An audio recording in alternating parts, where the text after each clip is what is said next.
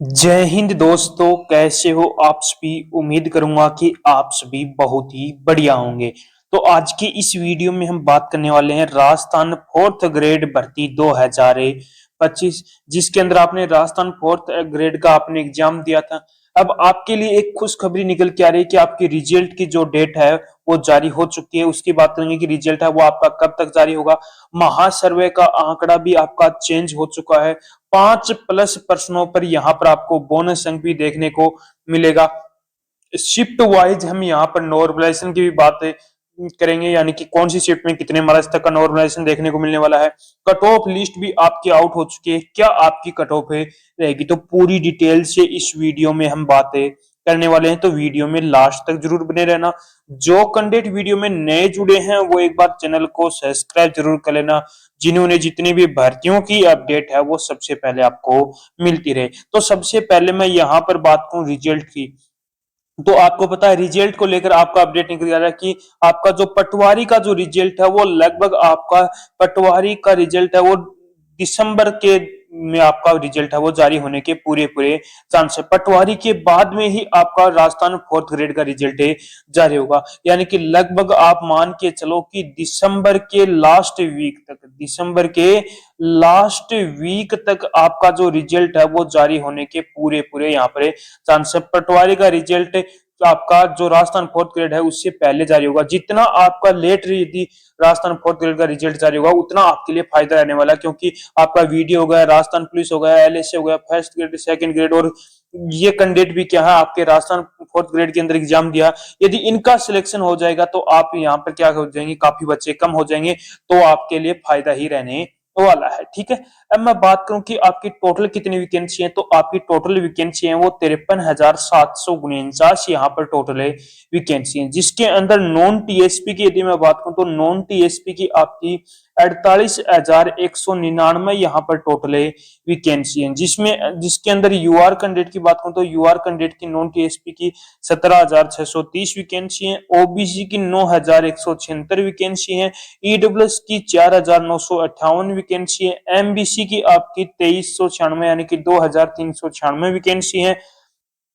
ST की बात करूं तो एसटी की 6,941 वैकेंसी है, और एससी की 6,941, और एसटी की 5,582 यहाँ पर नॉन टीएसपी की वैकेंसी है। टीएसपी की आपकी 5,550 यहाँ पर टोटल है वैकेंसी है। तो टोटल आपकी वैकेंसी है 53,749, जिसके अंदर नॉन टीएसपी की आपकी 48,199 और टीएसपी की आपकी 5,550 यहाँ पर टोटल है वैकेंसी है। ठीक है, अब मैं बात कर लेता हूं कि आपके टोटल कितने कैंडिडेटों ने यहाँ पर फॉर्म में अप्लाई किया। तो लगभग आपके 25 लाख ऐसे कैंडिडेट हैं जिन्होंने क्या किया है, यहाँ पर फॉर्म में अप्लाई किया है। अब मैं बात करूं यहाँ पर प्रेजेंट कितने हुए, तो आपको पता है कि जितने कैंडिडेट यहाँ पर फॉर्म अप्लाई करते हैं उतने कैंडिडेट तो एग्जाम नहीं देते हैं। लगभग कितने कैंडिडेटों ने एग्जाम दिया, तो लगभग आपके 21 लाख ऐसे कैंडिडेट हैं जिन्होंने क्या दिया है, यहाँ पर एग्जाम दिया है। अब 21 लाख में से भी ये भी नहीं है कि सारे बच्चे इस भर्ती को लेकर सीरियस होंगे। कुछ बच्चे ऐसे भी होंगे जो पटवारी के होंगे, वीडियो के होंगे, राजस्थान पुलिस के होंगे, उनका सिलेक्शन हो जाएगा तो वो बच्चे क्या हो जाएंगे, यहाँ पर कम हो जाएंगे। तो यानी कि लगभग आपके राजस्थान फोर्थ ग्रेड के अंदर बच्चे बचेंगे वो 20 से 30% कैंडिडेट ही ऐसे मिलेंगे जो इस भर्ती को लेकर सीरियस रहने वाले हैं। एग्जाम के लेवल की यदि मैं बात करूं तो एग्जाम का जो लेवल है वो किस पर डिपेंड करता है, कैंडिडेट पर डिपेंड करता है। जिस कैंडिडेट की अच्छी खासी तैयारी है उसको पेपर आसान लगता है, जिसकी तैयारी कम है उसको पेपर क्या लगता है, आपका हार्ड लगता है। तो एग्जाम का लेवल है वो आपका किस पर डिपेंड करता है, कैंडिडेट पर ही डिपेंड करता है। ठीक है, अब मैं बात कर लेता हूं जो आपका शिफ्ट वाइज यहाँ पर नॉर्मलाइजेशन में कितने मार्क्स तक का फायदा देखने को मिलने वाला है। सबसे पहले मैं बात करूं हार्ड शिफ्ट की, तो हार्ड शिफ्ट कौन कौन सी है। 19 सितंबर की जो आपकी पहली हार्ड शिफ्ट है, 20 सितंबर की आपकी जो दूसरी हार्ड शिफ्ट है। पहली हार्ड शिफ्ट 19 सितंबर की और दूसरी हार्ड शिफ्ट है 20 सितंबर की सेकंड शिफ्ट। यदि इन दो शिफ्टों के अंदर जिस भी कैंडिडेट ने एग्जाम दिया है तो उस कैंडिडेट को मान के चलो आप 10 मार्क्स से लेकर 12 मार्क्स के बीच में आपको यहाँ पर नॉर्मलाइजेशन में फायदा देखने को मिलने वाला है इन दो शिफ्टों के अंदर। बात करूं मॉडरेट शिफ्ट की, तो मॉडरेट शिफ्ट के अंदर कौन कौन से हैं। 19 सितंबर की फर्स्ट शिफ्ट होगी, 20 सितंबर की फर्स्ट शिफ्ट हो गई, 21 सितंबर की फर्स्ट और सेकंड शिफ्ट। यदि इन चारों शिफ्टों के अंदर जिस भी कैंडिडेट ने एग्जाम दिया है तो उस कैंडिडेट को मिनिमम आप मान के चलो 6 मार्क्स से और मैक्सिमम आप मान के चलो 9 मार्क्स तक का यहाँ पर नॉर्मलाइजेशन में फायदा देखने को मिलने वाला है। तो मैंने शिफ्ट वाइज आपको यहाँ पर नॉर्मलाइजेशन में फायदा देखने को बता दिया, ठीक है। अब हम बात कर लेते हैं जो अपनी एक सटीक कट ऑफ यहाँ पर है, क्या देखने को मिलेगी, मेल कैंडिडेट की कट ऑफ क्या रहेगी और फीमेल कैंडिडेट की कट ऑफ है क्या रहेगी। तो सबसे पहले मैं मेल कैंडिडेट की यहाँ पर बात कर लेता हूं। तो यूआर कैटेगरी से जिस भी कैंडिडेट के 73 से लेकर 75 के बीच में मार्क्स बन रहे हैं तो वो कैंडिडेट क्या है यहाँ पर सेफ रहने वाला है, उसके पूरे पूरे चांस है कि उसका सिलेक्शन हो जाएगा इतने मार्क्स वाला, ठीक है। ओबीसी कैंडिडेट की बात करूं तो ओबीसी के अंदर जिस भी कैंडिडेट के 70 से 72 के बीच में मार्क्स हैं तो वो कैंडिडेट भी क्या है यहाँ पर सेफ है रहने वाला, उसके भी पूरे पूरे चांस हैं। ईडब्ल्यूएस कैटेगरी की बात करूं तो ईडब्ल्यूएस के अंदर जिस भी कैंडिडेट के 66 से लेकर 69 के बीच में मार्क्स हैं तो आप भी कैंडिडेट क्या हो यहाँ पर सेफ है रहने वाले हो। एमबीसी की बात करूं तो एमबीसी के अंदर जिस भी कैंडिडेट के 63 से लेकर 65 के बीच में मार्क्स बन रहे हैं तो वो कैंडिडेट भी क्या है यहाँ पर सेफ रहने वाला है, उसके भी यहाँ पर पूरे पूरे चांस बनते हैं कि उसका सिलेक्शन हो जाएगा।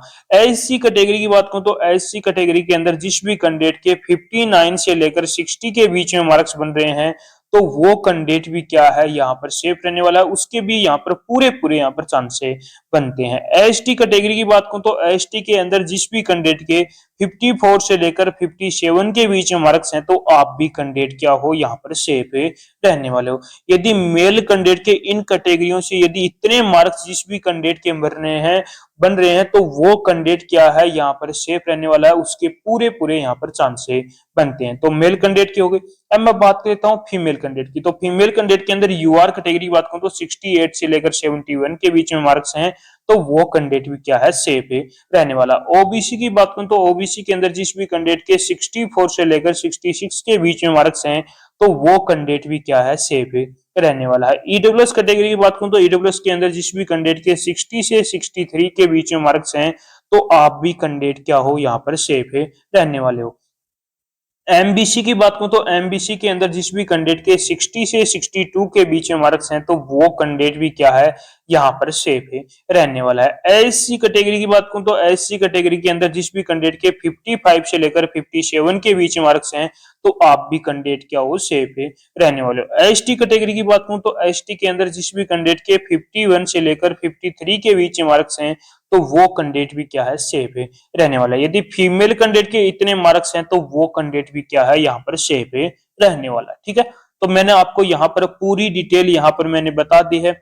यदि अभी भी कोई बच्चे का कोई डाउट बचा हो तो वो कमेंट बॉक्स में कमेंट जरूर करना और एक बार कमेंट बॉक्स में आप कमेंट करके मुझे जरूर बताना कि आपने कौन सी शिफ्ट के अंदर एग्जाम दिया है और आपके कितने मार्क्स से बन रहे हैं, तो उसका रिप्लाई मैं बहुत जल्दी करने वाला। अपनी कैटेगरी भी आप एक बार जरूर बताना कि आपकी कौन सी कैटेगरी से कितने मार्क्स से बन रहे हैं, तो उसका रिप्लाई बहुत जल्दी करूंगा। तो उम्मीद करूंगा कि आपको हमारा ये वीडियो पसंद आया होगा। तो एक बार लाइक शेयर सब्सक्राइब जरूर करना और एक बार कमेंट करके जरूर बताना कि आपको हमारा ये वीडियो कैसा लगा।